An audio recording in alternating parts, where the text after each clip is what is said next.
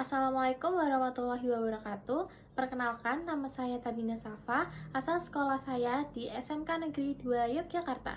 Saya dari Fakultas Ilmu Sosial dan Ilmu Politik, Prodi Ilmu Komunikasi. Di sini saya akan menunjukkan jadwal mata kuliah saya selama seminggu.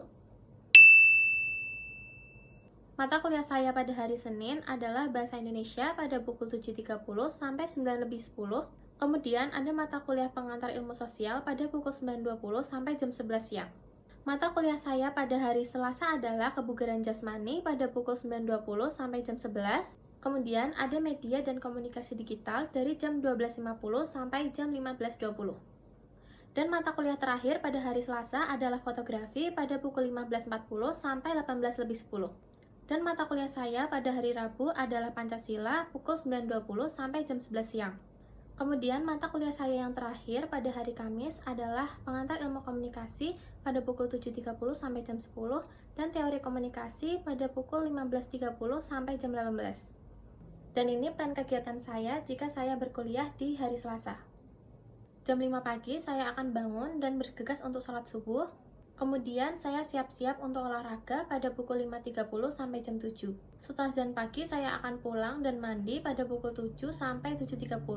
Kemudian saya akan sarapan pada pukul 7.30 sampai jam 8. Setelah sarapan saya akan siap-siap untuk berangkat ke kampus pada pukul 8 sampai jam 9. Pada pukul 9 saya akan berangkat ke kampus sampai pukul 9.15. Sebelum pukul 9.20 saya sudah sampai kampus dan mengikuti mata kuliah kebugaran jasmani pada pukul 9.20 sampai jam 11 siang. Kemudian pada pukul 11 sampai 12.50 saya akan melakukan isoma, yaitu istirahat, sholat, dan makan siang. Pada pukul 12.50 sampai 15.20 saya akan lanjut mengikuti mata kuliah media dan komunikasi digital. Setelah matkul selesai, saya akan bergegas sholat pada pukul 15.20 sampai 15.30. Setelah selesai sholat asar, saya akan berkumpul dengan teman-teman dan membahas organisasi yang saya ikuti pada pukul 15.30 sampai jam 17.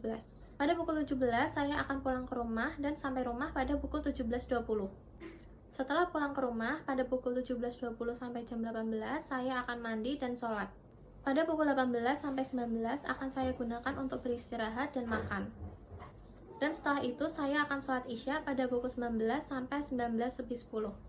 Setelah itu, saya akan belajar mengenai mata kuliah yang saya pelajari pada hari ini dan mengerjakan tugas yang diberikan pada dosen. Setelah mengerjakan tugas dan belajar, saya akan bergegas tidur pada pukul 9. Di perkuliahan ini, saya tertarik mengikuti organisasi BEM dan Mekarti di divisi LO. Saya membagi waktu antara jadwal kuliah, organisasi, belajar mandiri, dan olahraga selama seminggu penuh adalah 80% untuk kuliah dan tugas, 70% untuk belajar mandiri, 60% untuk organisasi, dan 40% untuk olahraga. Selama seminggu, saya akan selalu mengikuti mata kuliah sesuai jadwal, organisasi setiap ada pertemuan, belajar mandiri kurang lebih 5-6 kali seminggu, dan meluangkan waktu untuk berolahraga agar stamina tubuh saya tetap stabil. Cara saya agar lebih mudah dalam memanajemen waktu adalah dengan membuat to-do list atau planner dalam sehari penuh.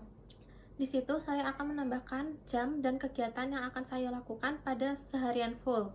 Kemudian saya akan menyetel alarm agar tidak lupa waktu. Dengan cara ini sangat memudahkan saya dalam menjalankan kegiatan yang sudah saya rencanakan dari jauh-jauh hari dengan tepat waktu. Konflik yang sering terjadi ketika ada jadwal yang bertabrakan, contohnya seperti deadline tugas dan organisasi. Solusi saya dari konflik ini adalah dengan tetap memprioritaskan akademik, namun, saya akan tetap berusaha mengkomunikasikan secara transparan kepada tim organisasi dan mengatur ulang jadwal yang sudah saya buat. Saya melakukan evaluasi setiap 2 minggu sekali. Dalam evaluasi ini, saya akan meninjau kembali apakah target belajar saya tercapai, apakah ada waktu yang terbuang sia-sia, serta bagaimana kondisi fisik dan emosional saya selama 2 minggu terakhir. Jika jadwal terasa terlalu padat, saya akan menyesuaikan kembali kegiatan non-akademik. Sekian dari saya, maaf bila ada salah kata secara sengaja atau tidak sengaja. Wassalamualaikum warahmatullahi wabarakatuh.